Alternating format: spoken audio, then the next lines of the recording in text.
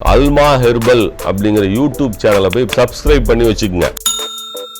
பழைய சோறு சாப்பிட்டா சர்க்கரை ஏறிடுமான்னு பல பேர் கேட்குறாங்க. இப்போ பழைய சோறு சாப்பிடாதீங்க.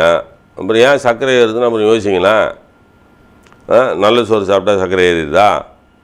பர்கர் சாப்பிட்டா சர்க்கரை ஏறாமல் இருக்குமா? பிஸா சாப்பிட்டா சர்க்கரை ஏறாமல் இருக்குமா? வரகு சாப்பிட்டா சர்க்கரை ஏறாமல் இருக்குமா?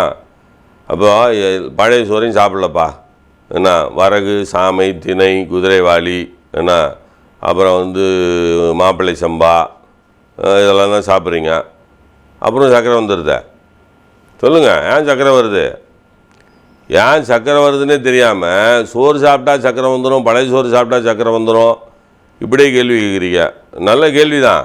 என்ன ஒருத்தருக்கு வந்துருச்சுன்னா அதேமாதிரி 9 பேருக்கு வந்துடுமா?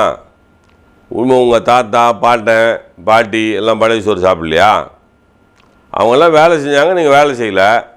நீங்கள் பழைய சோறு மட்டும் இல்லை, எந்த சோறு சாப்பிட்டாலும் சர்க்கரை நோய் வரும். ஆமாம். இப்போ இருக்கிற அரிசி இருக்க, அந்த அரிசி நைட்டில் தண்ணி ஊற்றி வச்சு காலைல சாப்பிட்டா தான் பழைய சோறுலாம் கிடையாது. வடித்து 2 மணி நேரத்தில் தண்ணி ஊற்றி வச்சா அடுத்த 4 மணி நேரத்தில் பழைய சோறாக மாறிடும். அவ்வளோ விஷங்கள்லேருந்து விவசாயம் பண்ணிட்டு உக்காந்துட்டு கிடக்குறோம்.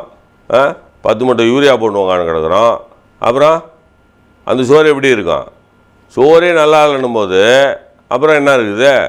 முதல்ல அதை புரிஞ்சுக்கங்க. அதாவது நீங்கள் என்ன செய்கிறீங்கன்னா, உங்களுடைய செரிமான மண்டலத்தை சீராக வச்சுருந்தாவே சர்க்கரை நோய் வராது.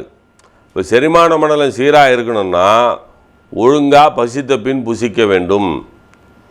பசித்த பிறகு சாப்பிட பழகிட்டாவே எந்த நோயும் வராதப்பா. போங்கப்பா.